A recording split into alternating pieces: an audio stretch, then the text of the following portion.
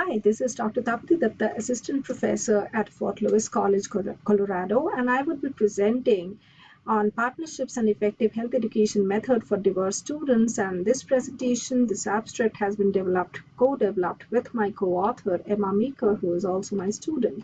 As we begin, let me start with the land acknowledgement. We acknowledge the land that Fort Lewis College is situated upon is ancestral land and the territory of Ute people who were forcibly removed from by the United States government.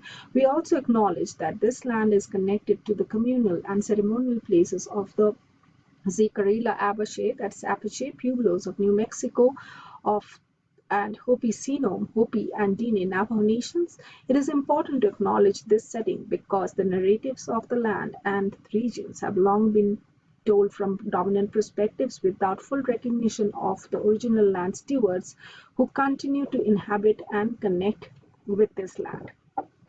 Now, beginning, I would also like to showcase that possibly such kind of a thought came to me of practicing partnerships as a pedagogic methodology because of my own very humble background, family background in India, plus my pedagogic training in social work, in population studies, in participatory research, and finally in the public health. So, as I would simply put it in a phrase or identify myself, I am a social scientist in public health.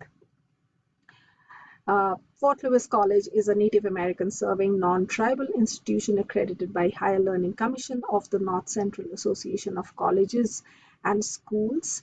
And to give you a very big background, participatory research and different modes of participatory processes have been used in pedagogic or implementation activity or implementation science. However, most of these are led by non-Indigenous researchers with privileged locations and in university settings, and much rare are examples where teaching learning is co-developed and done with the student.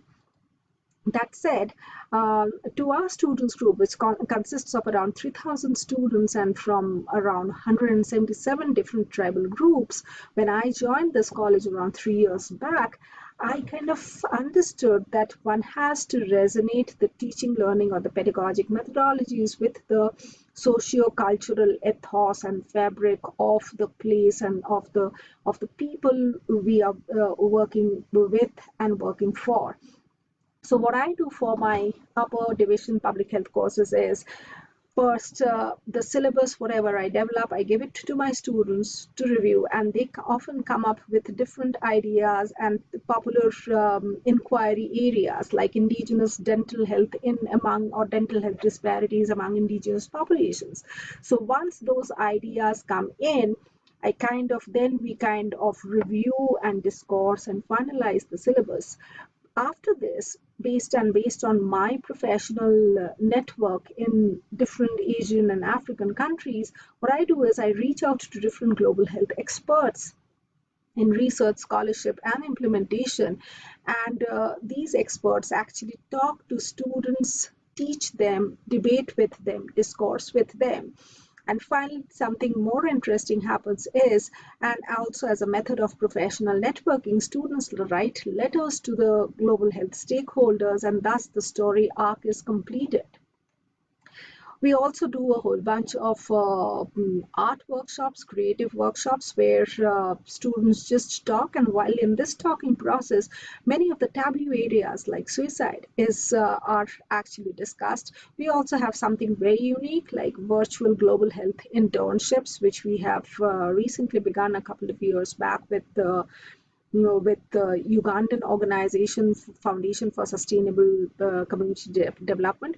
We also have something called high flex ways of learning, wherein a student can actually choose between synchronous or asynchronous learning online or in class, and that is the flexibility is given to a variety of such courses. And most of these, I should admit that most of these have been COVID induced behaviors than otherwise. So kind of laying storytelling methodologies or building the story arc as we were also dealing with COVID and in the COVID scenario. So what I did was, as I initiated some of these processes, we did did a pre and a post survey with 3 qualitative questions. One was, what kind of improvement in learning does storytelling induce?